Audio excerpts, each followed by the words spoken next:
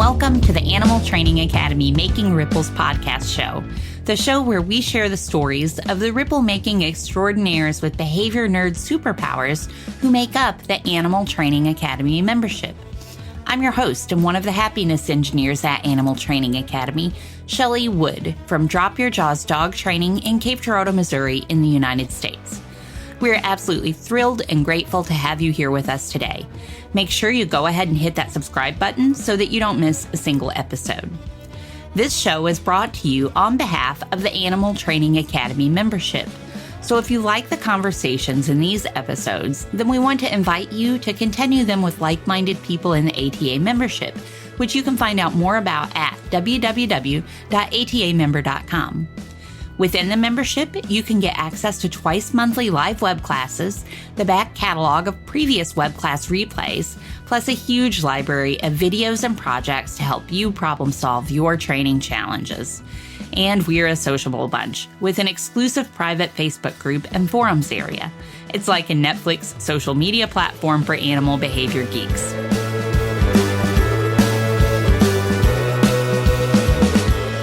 Today, we are excited to welcome Caroline Ritter to the show. Caroline Ritter is a positive reinforcement horse trainer and a certified Feldenkrais teacher living in Vienna, Austria. She has an academic background in cognitive science and a great passion for all things on the topic of learning. Caroline teaches people of all ages and backgrounds and sparks their joy in exploring their movements and getting to know themselves a little better along the way. The guiding principles she follows in her work are openness, curiosity, and a learning environment that facilitates self-efficacy and independence for all participants, be it humans or non-humans. At her horse training business, Disco Cavallo, Caroline spreads the recognition of positive reinforcement horse training among riders, trainers, and the general public, together with Astu Morasto. Besides teaching R+ training, she designs horse-assisted programs that grant benefits to horse and human at an equal measure. The horse's own initiative and response are central and shape the learning process of everyone involved. Welcome, Caroline. We're so excited to have you here with us today. Thank you for having me. You're welcome. Thank you for agreeing to be on the show. I really enjoyed chatting with you. We were just talking about this before we hit record. Really enjoyed chatting with you the last time that we got together and learning a little bit more about the work that you do, all of it. But the Feldenkrais work that you do in particular was super interesting for me. So I'm looking forward to talking to you lots more about that and all the other things that you're involved in today. So could you go ahead and just get us started off by sharing a little bit about your story with us, how you got involved in positive reinforcement training and some of the work that you're doing today? I might just start at the very beginning. Like I grew up with animals, with dogs, with horses, cats, and spent my life with animals most of the time. So it is really just something that makes my life worth living and something that I couldn't do without. So I always wanted to have like a farm or something similar. Now I'm thinking about the responsibilities, so it hits differently. But yeah, I got into positive reinforcement training like so many of us with dog training. So I had my first own dog, which was a Sheltie.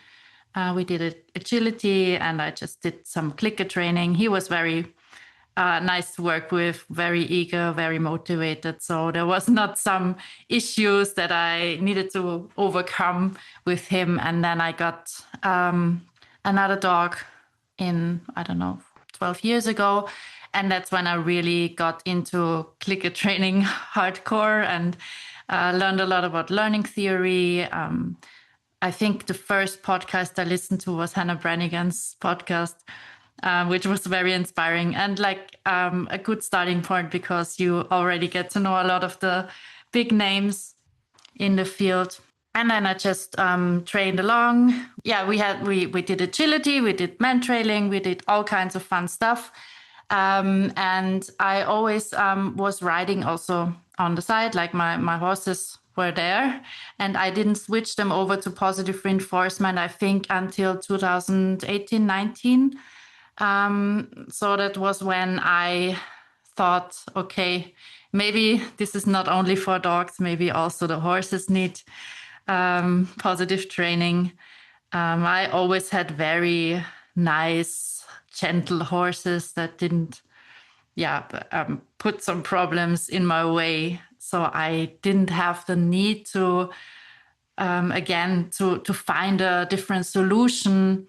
I was just thinking about the ethical things. So how does my horse understand me? How can I be even more gentle? How can we just communicate better? And I started with actually analyzing what I'm doing in a negative reinforcement way. Like, what is my cue? What should they react to? How should they react to? And when do I give a release? Which was already a step beyond what I learned, which was a lot of molding, holding them tightly in a certain form, and then just going with that. And then very quickly from that, I turned to positive reinforcement, because then it was just like, okay, if I can apply pressure, I can also use a treat. And yes, sure, it needs different strategies.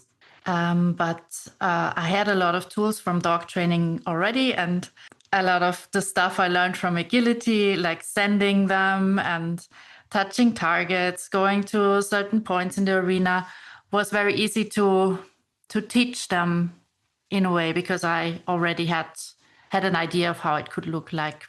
Yeah, and maybe then one event that was really a turning point in my history, in my training history, was in 2019, when I was at a clicker training camp in Italy at Michaela Hempen's place, and she invited Alexandra Kurland. She's a horse trainer. So Michaela is a horse trainer, and Alex Kurland is, of course, also a horse trainer. I guess a lot of people know her. Jesus Rosales Ruiz was there. Mary Hunter was there. Eva Bertison was there. Chirag Patel was there. So we were like a bunch of people, I think like 25, 30-ish people. And it was a lot about theory. It was a lot about philosophy, philosophizing about all kinds of behavior stuff going on. And that was a really inspiring event. And we also had Feldenkrais lessons there. And that was very big for me, because I didn't know, I knew the word Feldenkrais, like I heard of it, and that it is some kind of body work, but that was it. And then I thought, okay, give it a go, like everybody there. And it really felt so different, like how I treated myself, like how I can move, because I'm usually like, I'm a lazy person. I'm not sporty, I would say. I may be active, but I don't do stuff that's not necessary. So it fit me very well. And yeah, so this was a starting point where I thought like, okay, positive reinforcement can be something I can use for myself as well. And how I get into contact with my body, how I talk to myself, how I give myself, ask myself a question rather than giving a command when I want to do a certain movement. And it really filled a gap in how I could take the principles from positive reinforcement and include them in all my life. So then I started the education, Feldenkrais education, which is a 4 years training. And I just finished this year. So I think after half a year passed, after that camp, I went to one info evening and I just signed up for the training, and that was it. And I never looked back, because it was so nice to be in a group of people that didn't know anything about training or training with positive reinforcement, but that lived with the same principles. So yeah, pretty fulfilling experience. And yeah, I'm glad to be able to combine those two fields. Like Feldenkrais is a somatic body work, kind of like some people call it body work, some people call it different things, but I think body work is something that people understand. But it's also a learning method. So how we move is also how we learn. So for me, it's a learning method. And the entryway to learning is the movement or the awareness of how we move. Yeah, thank you so much for sharing all of that. And I definitely want to dive in and talk about the Feldenkrais stuff a little bit more. But before we do that, I just want to mention a couple of things that stood out to me in your journey. You mentioned, Hannah Brannigan's wonderful Drinking from the Toilet podcast. And that was certainly one of the first animal training podcasts I found, that one. And of course, Ryan's Animal Training Academy podcast. I found those both around the same time. And like you, they were both wonderful because they had so many really, so many wonderful people, so many wonderful trainers who I had never heard of before on their shows that just opened up all kinds of different learning opportunities, I guess, for me.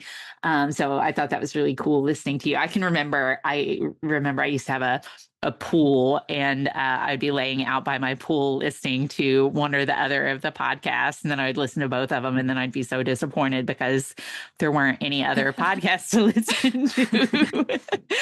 But now there's so many animal training podcasts. It's wonderful that there are so many now. And I found myself wondering when you were sharing about listening to your podcast, if you heard anybody, like I was thinking about Alex Kurland in particular, if maybe you had heard her on that show. Do you remember if you did hear her on Hannah's show? I would guess that she's been on there. I can't remember, but I would guess that she has. I remember her being on ATA podcast, I think. I remember that. And for of sure course, too. she has her own great podcast, Equiosity. Yeah. So she also has a lot of great people there, and definitely something to dig into deep.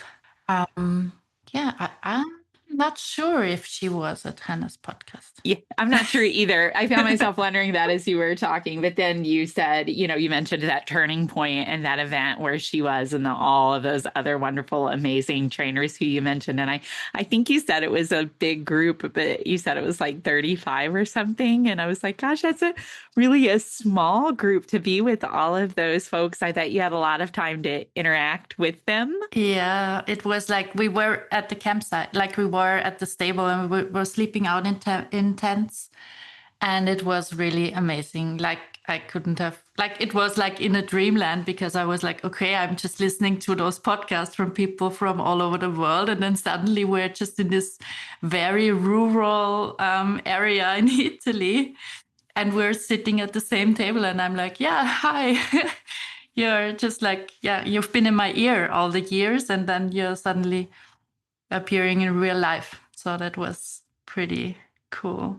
Yeah, that is amazing. What a wonderful opportunity. I'm sure it was just so cool on so many different levels, and what a great learning experience, and what a great way to see people like Mary Hunter and Alex Kurland, who were applying those positive reinforcement techniques in the horse world, where you were starting to think about doing that yourself. And do I understand correctly that, like, just you were talking before that, before you got to the part where you were talking about that event, you were talking about how you started thinking about, how you were applying this with dogs, and you could apply it with horses, thinking maybe you could apply it with horses as well.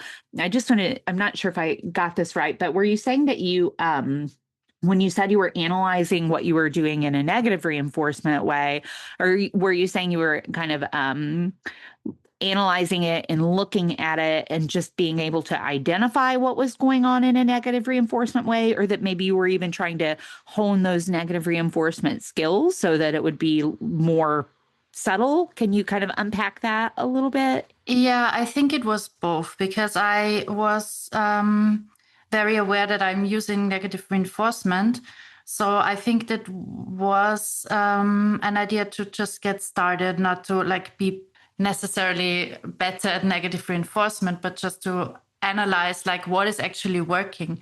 Because I thought, like, if I know something is really good, then why would I change the rules all of a sudden? But if I would find out which was my like a hunch I had that, okay, some things just really don't work actually like they should, in a way of like how fast the horse reacts, how subtle it reacts to a cue. So there is a space for me to change the way I train, because it's not working now. I can change it. If it's working completely well, the horse understands it, everybody's happy. Okay, that's some story. But yeah, if it's not working. Yeah, and I think that piece, I think another, thank you for sharing all of that. And makes complete sense. And I think another reason that that piece kind of stood out to me is that I thought that, that could be potentially really beneficial even today when you're trying to primarily use positive reinforcement, that time that you spent analyzing those negative reinforcement contingencies, because whether we're intentionally applying these things or not, they're always kind of happening. So to have your eyes open and be keenly aware of looking for those things, that time that you spent analyzing that seems to me like it could be really helpful. And I see you, our guest can't see you, I'm sorry, but I see Caroline smiling and nodding. So it sounds like that resonates with you a little bit, or it seems like it does. Yeah. Yeah, I think there's no black and white anyway. So however much we want to do positive reinforcement only, we can never be sure that we do it unless we are knowing what we are doing. And yeah, growing out of, especially if you have been with animals all your life and you have your patterns inside yourself, and especially automatic responses in a difficult situation, they are hard to get rid of. So I think just taking a moment to just reflect and just realize what the contingency is without judging it or labeling it right away. I mean, labeling it in maybe in a quadrant way, but just like saying, okay, that's just how I'm reacting, and it has a history, and it comes because I was taught, or because my social and environment taught me. So it's nothing to be so hung up about, I think. But yeah, to realize it, that's the first step, I would say. Yeah. And what you're talking about right now, realizing these patterns and behaviors in ourselves, is that something that Feldenkrais taught you, or just learning about positive reinforcement generally? Or where do you think that you gained that perspective? Yeah, I think both. Like it really comes together so nicely.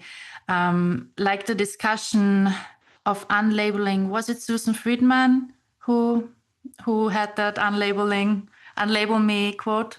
Yeah, and I remember it being a big thing like 5 years ago, when everybody was like, yeah, we should unlabel everything. And Feldenkrais is exactly the same. Like it's non-judgmental. It should be like, you should look at your own movements, not in a way of, okay, this is bad, this is my bad side, I never can do it with my left hand as good as I can do it with my right hand. But just be like, okay, this hand can do this hand can do that, and it has a function why we just don't have two hands that are completely equal. Like everybody has their strengths, their weaknesses, and appreciating that. And the other thing is that also the knowing what you're doing. Like this is also a famous Feldenkrais quote: if you know what you do, you can change or do what you want. And I think this is also very important, that you first need to realize, to be aware, to really think through what you're doing in order to change it. Otherwise, I mean, it might change.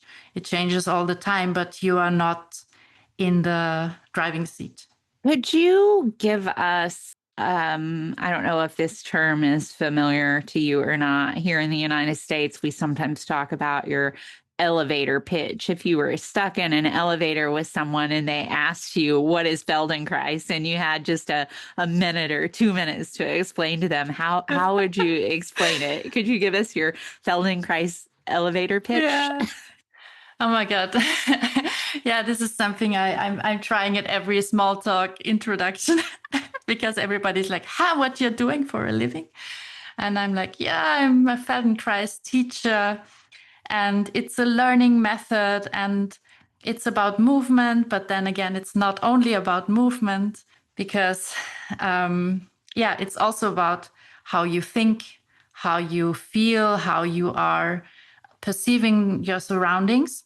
And it brings it together in a sense that's very non-judgmental, very experimental and open. It nourishes your curiosity.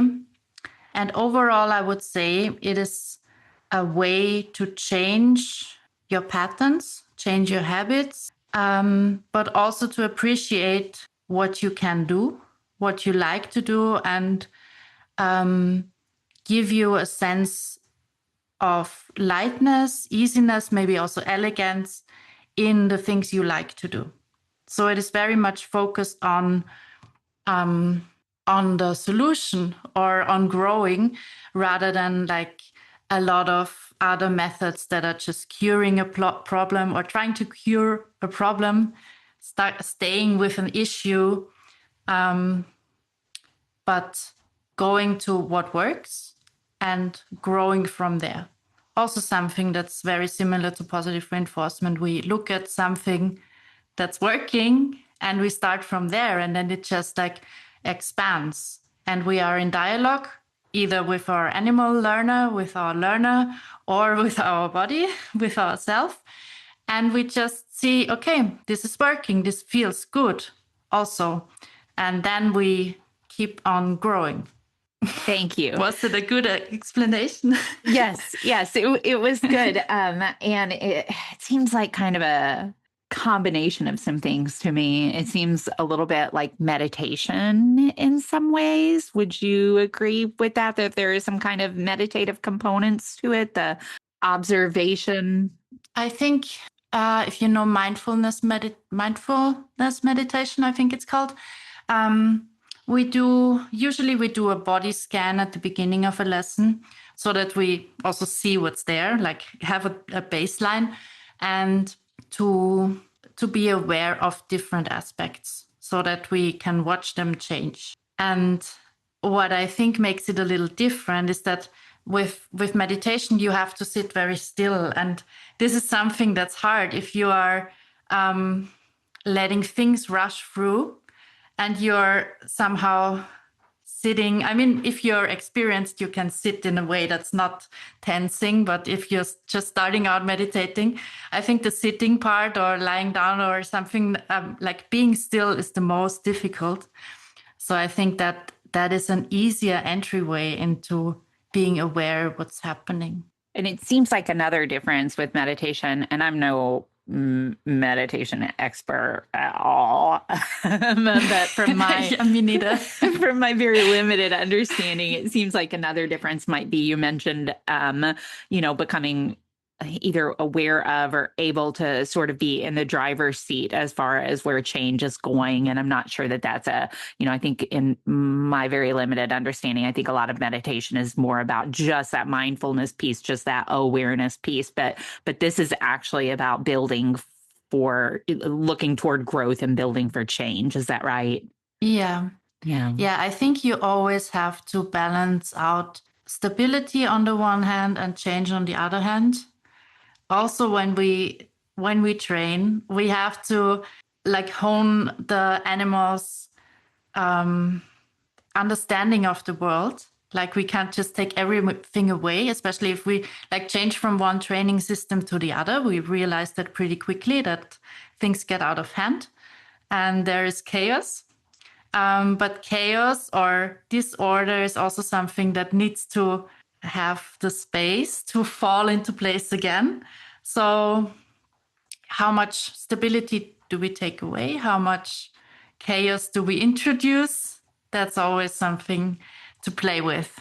And maybe also the fact that being okay with just observing, like to, yes, be in the driver's seat. Like you can have options of how you're reacting to what you perceive, to how you experience your world.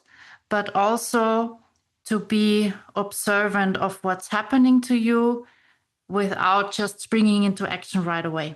Because then you lose that very tiny moment of, okay, you actually have a choice and you can just choose how you gonna react. Most of the time, like this is something that I'm sometimes a little bit torn as a like philosophical behaviorist, I would say. Like free will is not something that I believe in. But yeah, I think still usually we have options, and if we just like take a breath, we see them unfold. All right, I'm going to resist going down the free will rabbit hole with you because I have so many thoughts on that. And I'm actually reading two different books right now from two different people who have two different schools of thought on that. And I'll decide I know where I land, and then I get convinced a little bit otherwise. Yeah. But I think I pretty much land with you, it sounds like. Yeah, it's funny because I studied cognitive science fairly recently. Like I started 3 years ago, and I was always like saying like I'm a behaviorist, and everybody like we're in Europe and like we like continental philosophy, we like phenomenology and stuff like that. Like there is not so much love for analytical thinking, like in a analytical philosophy way. And I was like always in a bit provocative way saying like I'm a behaviorist. That got people hung up, but yeah, I still am. So I didn't change my ways. Let me ask you right now. I think that we talked about this the last time. I know we talked about it the last time we met, but I can't remember. Tell me all the different animals who you live with. You have some cats and dogs and horses. Is that right? Yeah. So let's start with the dogs. That's easiest. So my one dog is Yalla.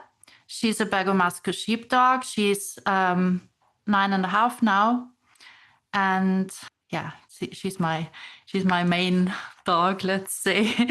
And I adopted another one 1 year after her. His name is Bimo. He's a Hungarian Moody, also sheepdog, but very different character. And he got taken over by my mom. So now it's my mom's dog, more or less. And yeah, right now we don't do that much like dog club training, I would say, anymore. Like dog sports, we do some hoopers, we do some rally obedience, we do some man trailing sometimes, and yeah, just enjoying life and enjoying that you can somehow speak to a dog in full sentences because they know you that well. So yeah. And then cats, I have one which is pretty unpronounceable, I guess, for English speakers. She's called Zwetschgen Krampus. But her short name is Vivi. She's a black cat. She is 16 now. I raised her. I found her when she was 4 weeks old, and I raised her with a bottle. So she's very dear to my heart. And she had bone cancer last year. So one of her legs got amputated. She's living okay now. Like she doesn't have pain, but she's getting a little bit, confused sometimes. Yeah. And then we have Rantanplan, which is our more or less the stable cat, which now lives in the house anyway. But he just was the mouse hunter, but he isn't anymore. He is also very nice to train with. Sometimes likes to work with him. Like I try to work with him sometimes, like touching targets and stuff. But yeah, and the horses. They live with my parents. So they are like, I live in Vienna. My parents live like quarter of an hour away. So we just do the stable together, more or less. I have my horses there. My horses are Vikur. He's 2.5 years old now. I got him only last year. And Romeo, I also got only last year. He's 11 years old. They are both Icelandic horses. And yeah, I train both with positive reinforcement only. Romeo has a history of riding, so he knows different stuff. And yeah, it is very different, or like it is the way I'm used to training horses, because like most of the horses I worked with had some history of negative reinforcement training, traditional training. And Vicker is my first horse that was more or less blank, like he was 1 year when I got him. And yeah, it really is a different strategy also to train him. And how do you use the principles or your understanding of Feldenkrais and those skills that you have from Feldenkrais? How do you use that with your animals? Do you apply it with the cats, the dogs, and the horses, or where do you find yourself applying those things most, if at all? Yeah, I think I apply it most in the horse training. Like I don't work with them in a bodywork kind of way, like you would expect. I mean, you can do that. But I more or less think about how I'm moving with them, because I do a lot of groundwork right now.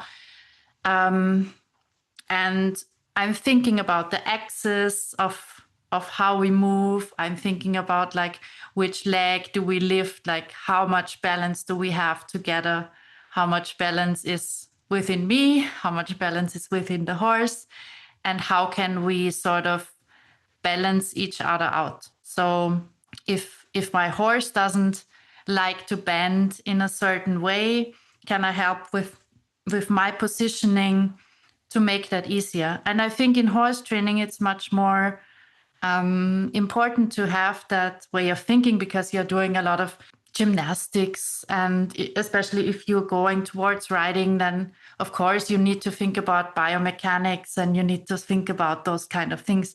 With dogs, dogs are sometimes too fast to think about those things, but it's still like, where do you stand? How do you hold the leash? Where are those imaginary lines of force or transmission that you can think along, maybe? Like when you get the dog towards you, when you get it away from you.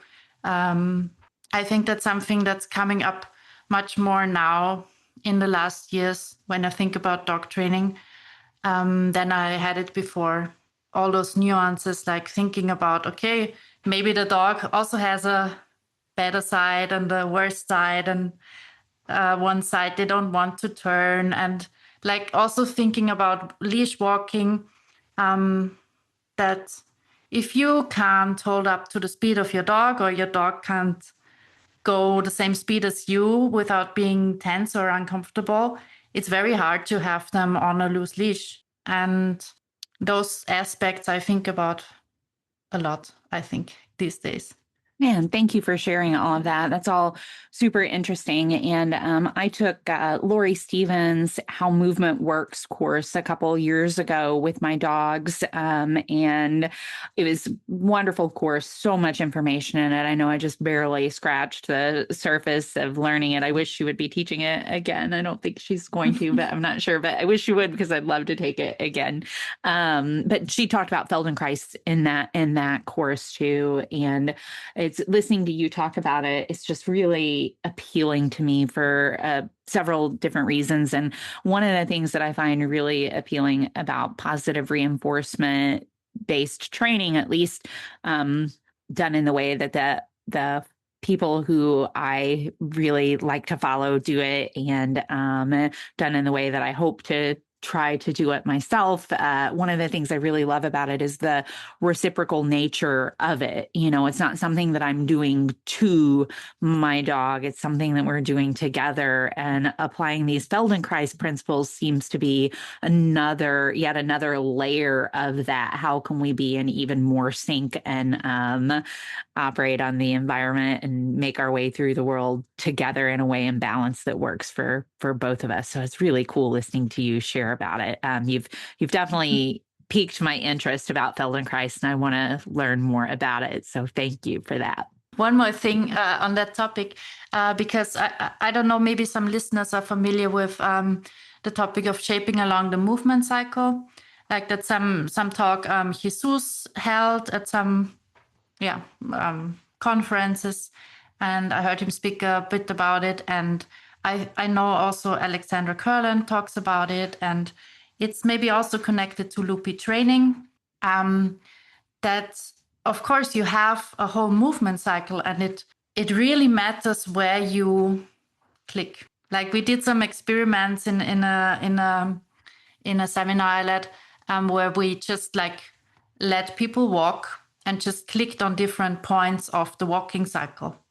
So it matters so much if you click when the leg lifts, if you click when the heel goes down, if you click for, I don't know, the arm swinging, and you just change the pattern just by laying that weight on that part of the cycle.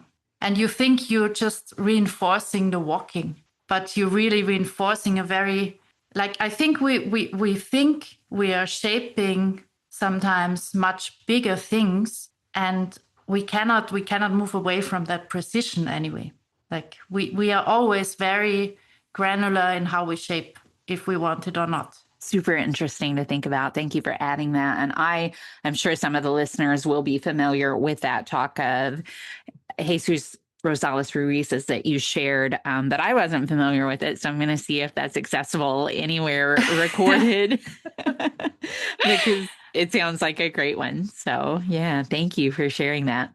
I would definitely love to keep chatting more about Feldenkrais and all of the things that we're talking about right now. However, in the interest of time, and maybe they'll come up again, I'm not sure, but in the interest of time, I'm going to go ahead and shift gears a little bit and ask you if you could dig in a little bit and tell us about a specific training related challenge that you experienced and how you worked through it and some of the things you learned in that process.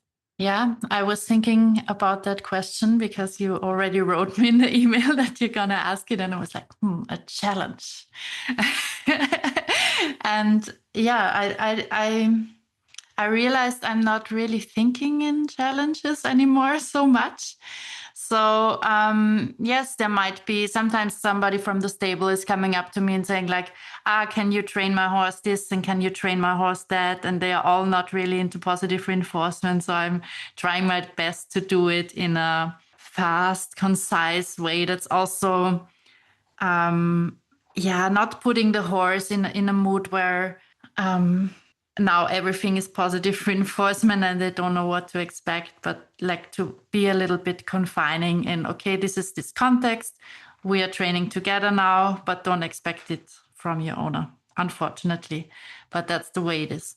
So there I'm much more thinking in terms of like, how can I do it fast? How can I do it very stringent, very shaping plan-like?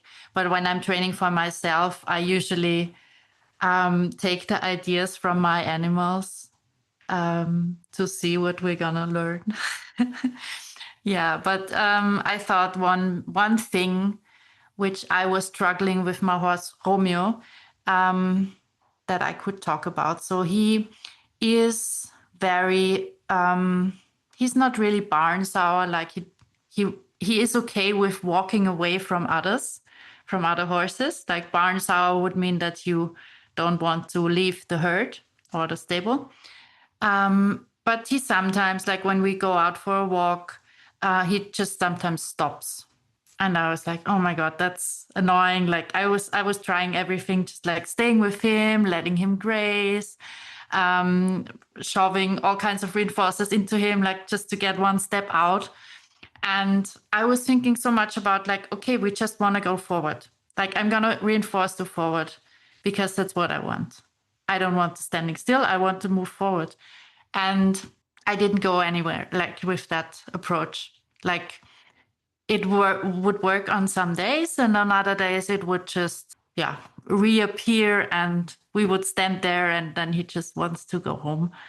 And then one day I thought like, okay, I was training standing still in the arena. And I thought like, okay, if he's standing, then I'm just gonna train my parking cue because he's standing now. And if I want to train that cue, that's perfect. So we were outside. He was stopping. I was saying, okay, stop.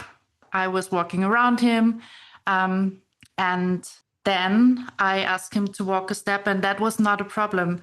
And then I asked him again to stop. And I was reinforcing actually the stopping. So in order to stop again, he had to walk a step. And that was the chain that was building. But I just moved away from thinking what doesn't work and trying to like pull it to me with reinforcers, but just like staying with what works, and yeah, accepting that it's part of the cycle maybe. Or sometimes, yeah, the alternative behavior or the opposite behavior is sometimes part of the circle already. And we just have to put the weight on, like slightly, gently shift the weight to that part of the cycle that we want more, but not with force. You've said a couple times now in the show, put the weight on this or that. Yeah. I really like that. That's something I'm going to take away from this and think about. It's a good thinking of a weight or some weight and putting it on something is a really nice analogy for, to me, kind of for where we put our focus. Is it kind of means something similar, but I also feel like it's more focus is kind of fuzzy, and weight is not fuzzy. It's a more kind of tangible thing to think about. Where did you get that term? Is that something that's commonly said in Austria? Did you get it from Feldenkrais? Do you know? Yeah, I think it's a bit more of a haptic way of talking. So, I mean, we use metaphors for how we talk. And the way we use the words is, I think, very important also.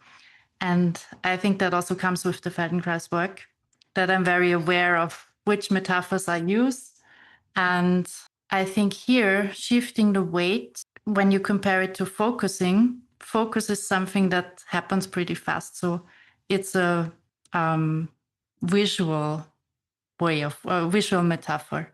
So when you think of like you shift your eyesight, it usually goes pretty fast. And when you shift the weight, it can go very slowly. It can go very gently. It can also go fast, but there are very different nuances to it. And there is different hows. Yeah.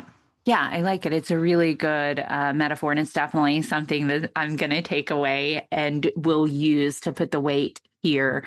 And I love I love that you said, first of all, that you said you're not really thinking in challenges anymore. I think you said that you just don't typically kind of think in those terms with the animals who you're interacting with in your own life anymore. And I really, really like that.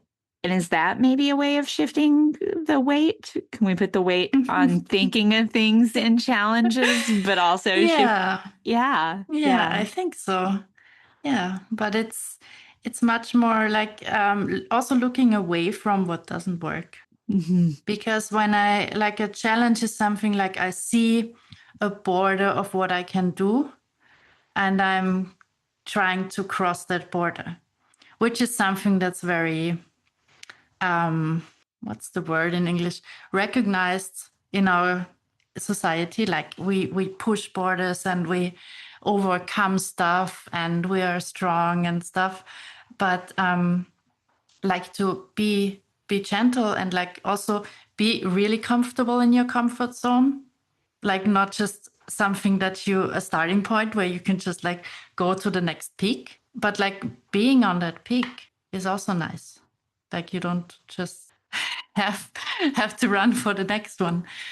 Wonderful. Thank you. Yeah. Thank you for all of that. And thank you for sharing that challenge with us too. And I really like how you worked through it and how in working through it, to me, and please feel free to correct me if I'm not getting it right. But to me, it sounds like you shifted your focus.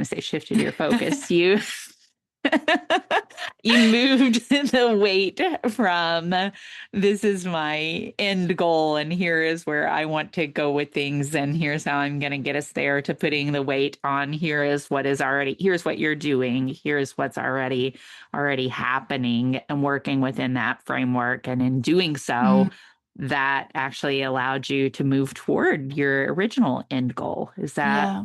a fair way to put that? Yeah, taking it home somehow. Like you venture out, but yet then you take it home again and you reference it to the things you already know. So you build it into your making sense of the world, how you're making sense. Otherwise, it's just like decoupled somewhere else, and you're just gonna use it in that certain context. But to really bring it back and be able to use it in different contexts. Yeah. And the particular challenge that you were talking about too, and the way that you addressed it, kind of reminds me of something we were talking about just a minute ago, and that sort of back and forth reciprocal nature of living with our animals and making our way through the world with them. You take your goal of moving forward. That might be your goal, is to move forward, but that's not what the animal who you're in this together with is offering. It's not their goal, or it doesn't seem to be at present. So what is their goal, or what are they doing, and looking at that and working with them in that way. Yeah. Yeah. A shared intention is somehow nice if you can establish that. Like, I'm sometimes thinking like, okay, a shared movement when you walk with your dog, when you run, when you, I don't know, ride your horse, when you move with your horse, that's a shared movement. But on the next level, on the one level above, is the shared intention that you sort of have the same, maybe not goal, but target that you're moving towards. And sometimes this happens, sometimes we don't know. We're in the oblivious unknown. Yeah, yeah. And that's something that I thought about earlier when you were talking about Feldenkrais and sort of the different aspects of it in your own life, how you apply it in your own life, and thinking about how you can apply those principles with the animals that we live with. And it seems like in some ways it could be maybe pretty straightforward, and in other ways there is maybe some unknown that we have to grapple with as well. Yeah, I think to just be okay with that you can never know, and you can also never know with other people, even if they use the same words. Yeah, that's a very good point. We can't, can we? Very good point. Would you share with us now about a training situation that you are proud of or found reinforcing? Yeah. Also here, I was thinking a lot about this question, but I'm just gonna roll with my training session that I had today in the morning. I was teaching my horse Romeo to listen to my cues more. I'm teaching him to follow the reins, but I'm not using reins at the moment. So it is a very thoughtful process somehow, because I need to establish a way of cue transfer that goes up from the ground to me walking by his side in different positions, and then maybe being on his back. So cues that are sort of similar, like a verbal cue can work in all positions, of course, but a lot of movement cues change when you are changing position. So here I think I found a way that is pretty congruent. I don't know, I can't show it here, so it's a little bit, I'm training with Angelica Heselius. She's also a reward-based horse trainer. She's living in Sweden. I think also pretty well known, and they just recently also had a R Plus horse training conference together with other trainers, like all kinds of different horse trainers were speaking there. But I'm working with her since the last 5 years or so. She's my trainer, more or less. And she has a pretty good system in how to transfer the cues. And I'm really proud that this thing is working, like that I can think through now. I can think in the system of somebody else also, and not in a way that's following recipes, but still always bringing it back to, does it make sense for me? Can I do it with my body? Because it's so movement related. It's not just, okay, use this cue here, use this cue there, but it also has to be, an embodied thing. You have to feel it somehow, that it makes sense in what I said before, in these lines of force when you move together. Like, when is the horse walking forward? Does it pull you with you? Very hard to describe, I think, because I'm just thinking like in the movement now, and not so much in, No, you're good. I can appreciate that it would be hard to describe, but everything you're talking about is bringing up all kinds of interesting kind of thoughts and questions for me. And one thing I'm wondering, and you kind of mentioned this already, but I'm wondering if you could maybe dig a little bit deeper. You kind of touched on it, I guess. Why would you select to have a movement cue instead of a verbal cue? What kind of factors would you consider when I don't mean like, why would you do, I'm like, what kind of what kind of factors might you consider when deciding to go with a movement cue instead of a verbal cue? There are different factors. For example, if I have two cues at the same time, I can't do two verbals at the same time. Like, sometimes when I ask the horse for walking forward, but also do a haunches in or do a shoulder movement at the same time, I have to do it with hand signals. I can do one verbal and a hand signal, but something needs to be in a different modality. And then also movement cues, especially when you are coupled with the horse, sort of really moving together, it just makes more sense. And I think it's much more for yourself. Also, if you have a good cue, that makes sense for your body and how you turn, how you make space for the other to turn as well, then it's much more on a deeper level. Like, you can't go wrong. You don't make so much timing mistakes because it's at the deeper level of your cognition, I think.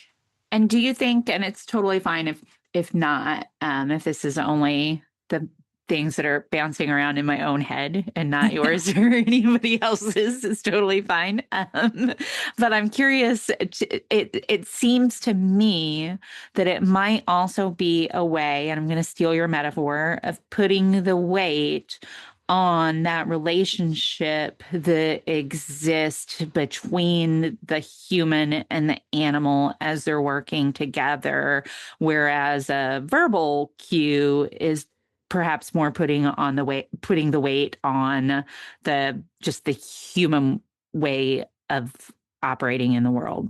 Does that make sense at all? Or what are your thoughts on that? Yeah. So I think, yes, we have speech, the horses or the animals usually don't. And it puts us, in a different category. And I think also hierarchically, it's a different way of thinking.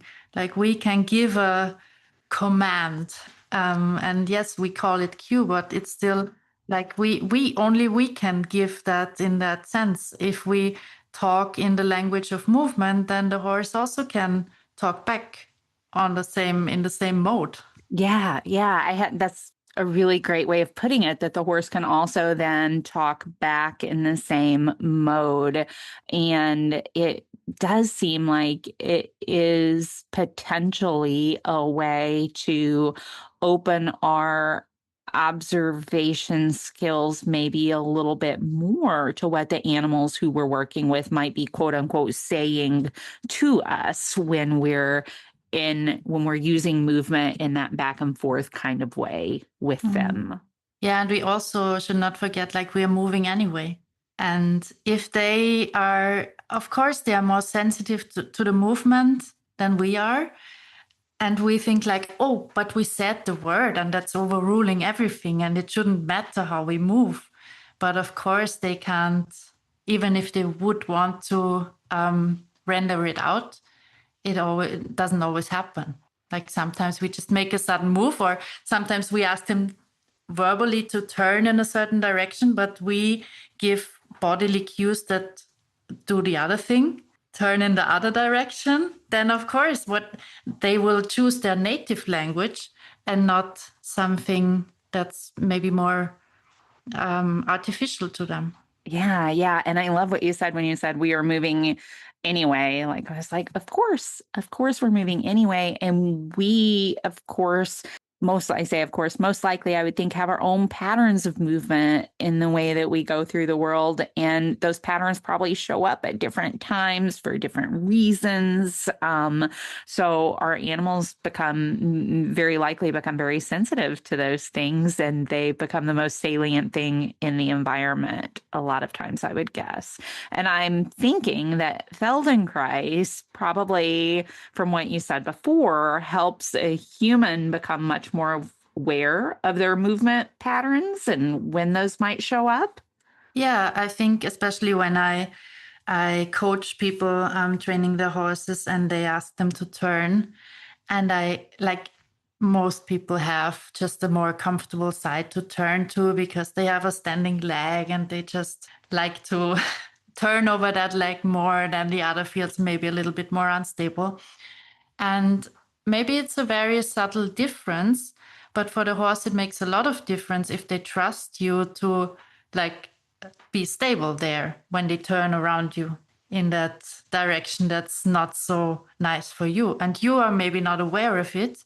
But you're asking the horse and you're thinking like, why does the horse not turn in that direction? And sometimes it's not all the horse's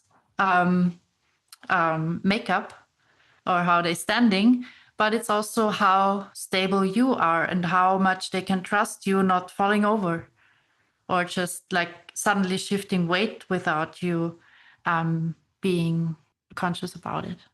All super interesting stuff. Thank you so much. And congratulations on your recent success in utilizing the somebody else's system for doing something, being able to learn that and then tweak it to meet your own needs and incorporate it in your own training. I can see why you would be proud of that and why you would find that reinforcing and look forward to hearing lots more cases in the future where you're using that as well. So, Caroline, thank you so much for everything that you have shared with us so far today. Is there anything that I haven't asked you about yet that you would like to share with us about Feldenkrais or about anything at all training related or your story or anything that I haven't asked you about yet that you would like to share? Yeah, I mean, I can talk a little bit about the animal assisted work we do at Disco Cavallo, which is partly our horse training business together with my partner Astu.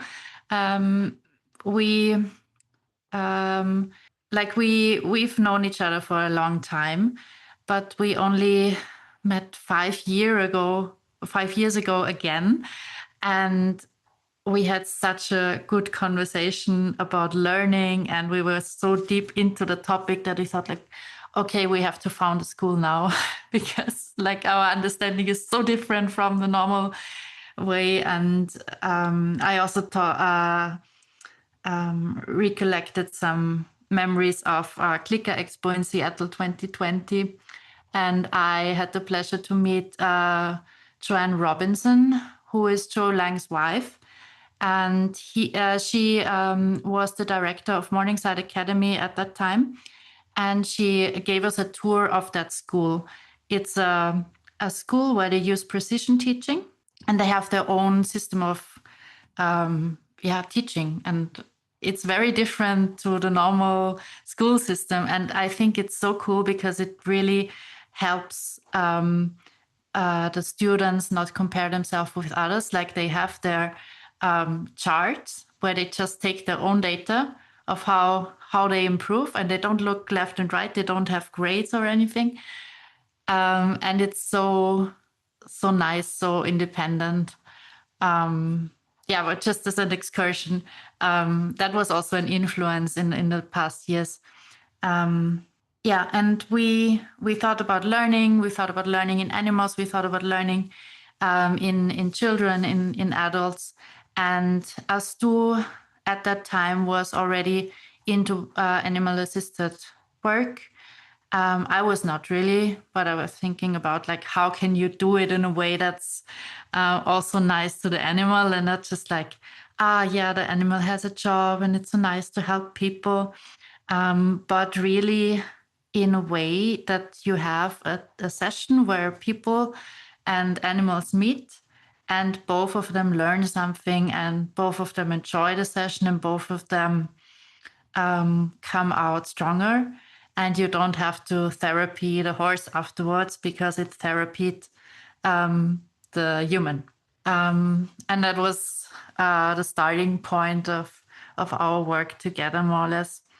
And still to this day, we're thinking a lot about how can we, first of all, introduce positive reinforcement training in horse-assisted programs, because that's not so much of a thing. And really shift the focus there of, okay, there are stress signals, there are things that you have to consider. Positive reinforcement is actually more secure than negative reinforcement, because the security aspect, of course, is always a big one when you work with horses, and especially if you work with people who are challenged in some way. So working on that is another big part of my life right now. I'm so glad you shared a little bit about that. And thank you so much for the work that you're doing in that area.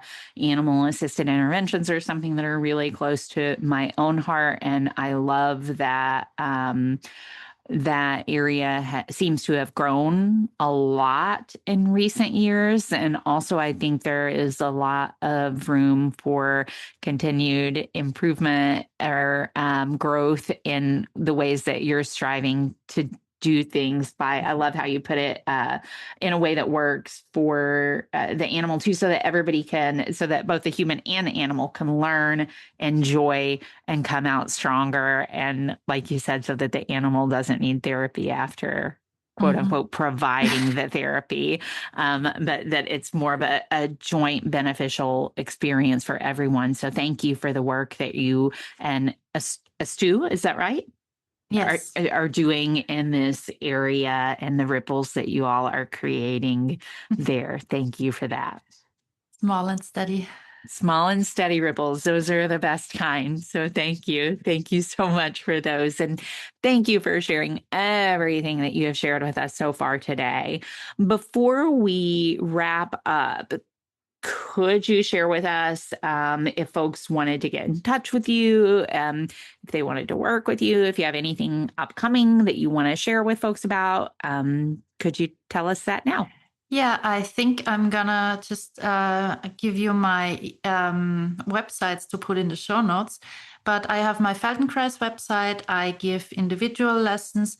I do usually an online group lesson once a month, and I announce that on my website. I have an Instagram for my Feldenkrais, which is florafauna _ Feldenkrais. We put that in the show notes as well. And the horse training is Disco Cavallo. Disco, like the party place, and cavallo, like the Italian horse, in one word. And we usually do stuff in German there. We have online events, we have seminars, but we also invite international trainers. So Angelica Iselios will be coming to our place for a 5-day course again next year. And I usually also teach some Feldenkrais there, and we combine it a little bit. And that's also sort of a camp experience. Yeah, takes a few days, and we are always a nice nerdy group enjoying training and talking about it, nerding out about it. Yes, I think. And your online Feldenkrais group, what language is that in? That's English. Okay. Yeah. Okay. So good. That's international. Good. And well, I'm going to keep you on here just a little bit longer. Tell us about that group. I selfishly want to know, and I'm sure other listeners want to know as well, what is involved with that group. So it's an open group. Like I just have people joining from around the globe. Sometimes for one time. Sometimes they come for events in a row. But it's an open group, so you can join anytime. It's also not something building on each other, so you can just jump in and try it out. Usually, I recommend just to do a few lessons because it's a very different way of moving. It can feel a bit unfamiliar, and to really get it, you just have to experience it a few times, I think. Give it time. And I usually do it once a month on a Sunday evening, my time, which is Sunday morning, America.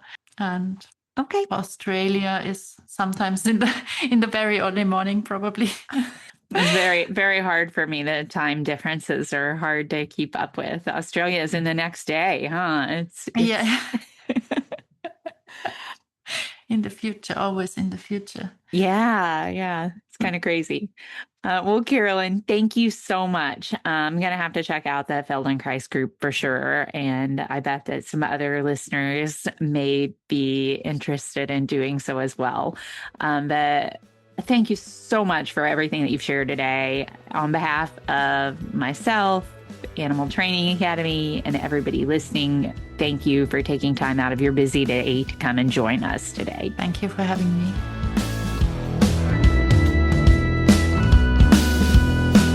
We do, of course, appreciate all of you tuning in as well.